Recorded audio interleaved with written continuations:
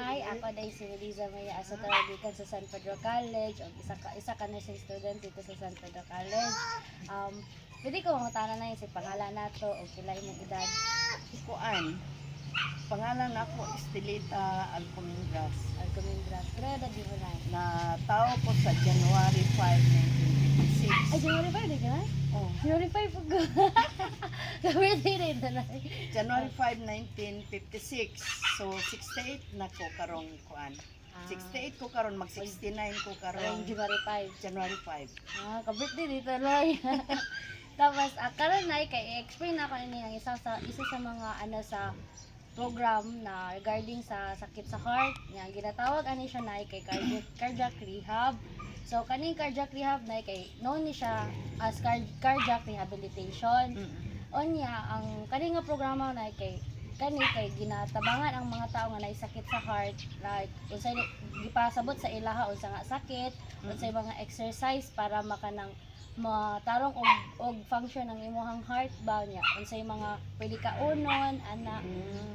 Tapos ang goal aning kaning cardiac rehab na kay para mo balik ang imong puso kay di ba pag nakay sakit sa heart kay di ba magluya man jud ka. Nya mo to nga kani kay gi-implement ni siya sa Pilipinas, barag bag-o lang jud siya sa Pilipinas na. Nya mo nito para isa pud sa mga goal ani kay mag-prevent na kanang dili mo samot ang imuhang sakit.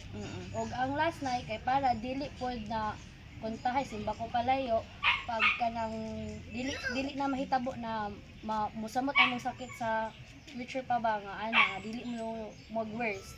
So mo ni siya ang kaning cardiac rehabilitation or cardiac rehab.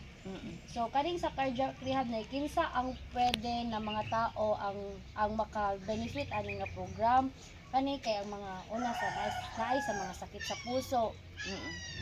Unsay sakit nabagay sakit sa unsa nga nay kanang usa to nga sakit ako kay kan pa man ko sa pagdalaga na ako.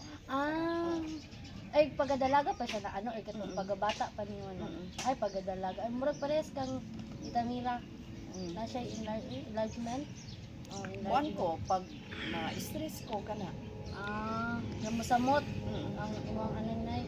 So kaninay kay kanang naay pag nakay mga dapat kay mga kailan kanang naay sakit sa heart, pwede po di siya nga program nakanay heart attack, naay chest pain, kanang masakit imong dughan na. Gani pwede po di siya.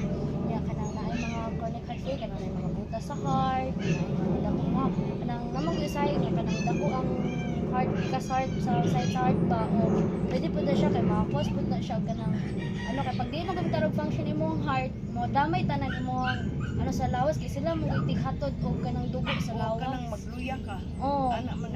Maglipong ana jud na nay mataas imong blood pressure BP ana kung dili na mo tarong imong BP mo sakit sa ulo mo sakit nagsamot ana unya pagkahuman kay kanang mga pasyente na o kanang makailan nimo o na naay mga bago pag-operahan na sa heart o pwede sila ani nga program.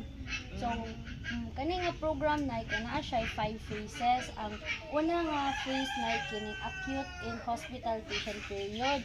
So sa kaning acute hospital patient period na kay mo na siya nga time na kana i-assess ka, i-check imong heart, imong BP, pangutanon ka kung sa imong sakit ni aging katong pagdalaga ka, pangutanon ka ana para makabalo sila kung unsa ihatag sa imong treatment plan.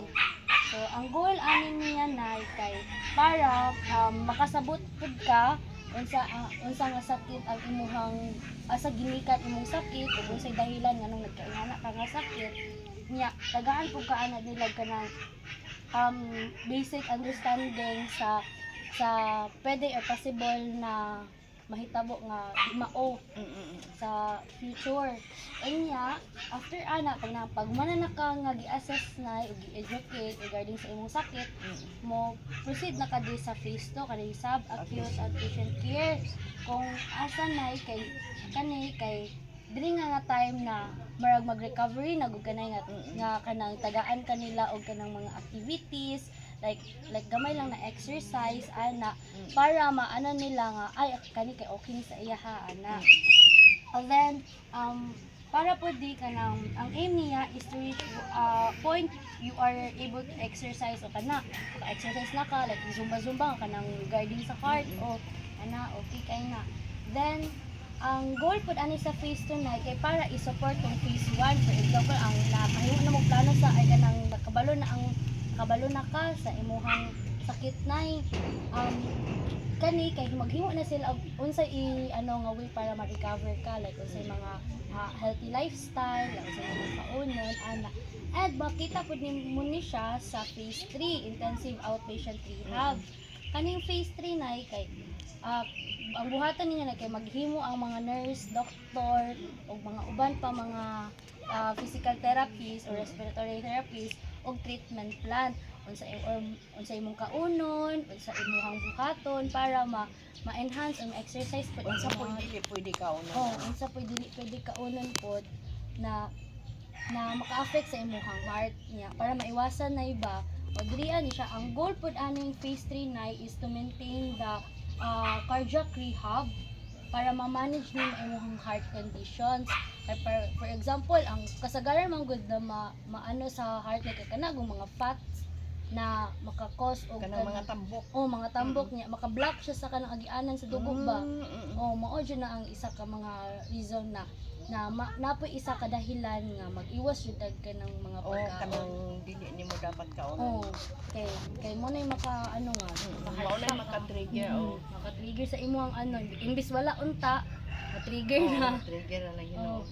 Then, ang phase 3 na is maintenance.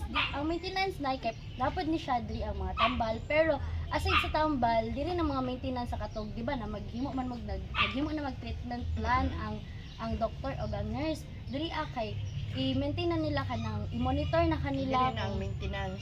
kanang mga tambal ilay hatag diri pagkaon sa imuha nga mga pagkaon ang angay sa imuha, diri na nila i-monitor like kay mga na achieve na kaya na nimo imuhang sarili na i-handle ang imong heart condition ana. Then ang goal pod aning nay is kanang moto na ma-monitor nila na nanay changes sa imong life na kaya nimo maging independent na dili na ka magkanang hanga-hangak god. Nya pagkahuman kaning phase 5 na long term follow up.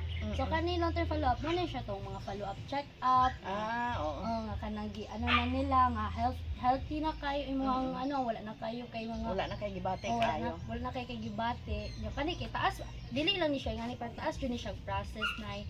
Nya ang goal pod ani nay is para ma-maintain imong healthy lifestyle para dili mo samot ang imong heart sa sakit. So ang components ani or ang mga benefits ani cardiac rehab is makabalo ka unsay mga exercise training imong kailangang buhaton para di na ka maghangak kay bahin po sa mga pagkaon. Mga pagkaon mo ni pwede sa nutritional counseling kay mga pagkaon na bawal sa mga fats kanang mga kasagaran anong ginaano nila ni kay mga fats good mga tambok kay mo man ay mga hakos nga mag-block sa imong kanang mga mantikaon. Ingana nya ang makabalo pod kanay kung unsay mga risk factor like kanang unsay kutay pag mo-atake simba ko lang palayo makabalo na ka unsang pag-manage like kung unsay dapat buhaton. Buhaton nya say nay pag dili ka kahinga nay pwede lang ka maglingkod nya isa ka nimo imong duha ka tiil para makahinga kag tarong nya mag deep breathing exercise ko inhale hinang-hinga kag lalom nya ay mo na pong bugahon hinahinay para ma-control nimo ang imong hinang kay kung magpaspas kag hinga naon ka ano yung oxygen murag mugamay mahurot na niya hinakatarog ginhawa nya kani pod nay is psychological support which is kami nay pohon ato pag nurse ako pohon nurse na imong gikuha di nursing tas kami ang mag-encourage sa imo na join aning rehab kay very helpful jud ni siya na para ma-encourage imong self na padayon jud ang imong aning cardiac rehab. Then next is maka-learn ka sa imong regarding sa imong sakit o kabalo ka unsa nimo pag-manage ra ka. Aron makabantay ka. Makabantay kay para dili ka madili mo samot sa sunod kay ang kasagaran man good like for example karon kay dako pug case maka ng mga sakit sa puso mga kabatyan anak Bitaw, tinuod bitaw na. nya mo to ang cardiac rehab. So nakay pangutana na Di, ang akong ipangutana ba ka na, unsa may, noon, di man kahibalog, unsa dapat itambal, no? Oo. Kay, siyempre, agad man tag mga laboratories, oo yan. oo So, unsa may ang ayan yung himuon o either exercise nga ang ang ayan yung ratong himuon. ang ano nay ang base sa ako ang na ano sa amuang during mag lecture mo nay kay ang pinaka good jud na exercise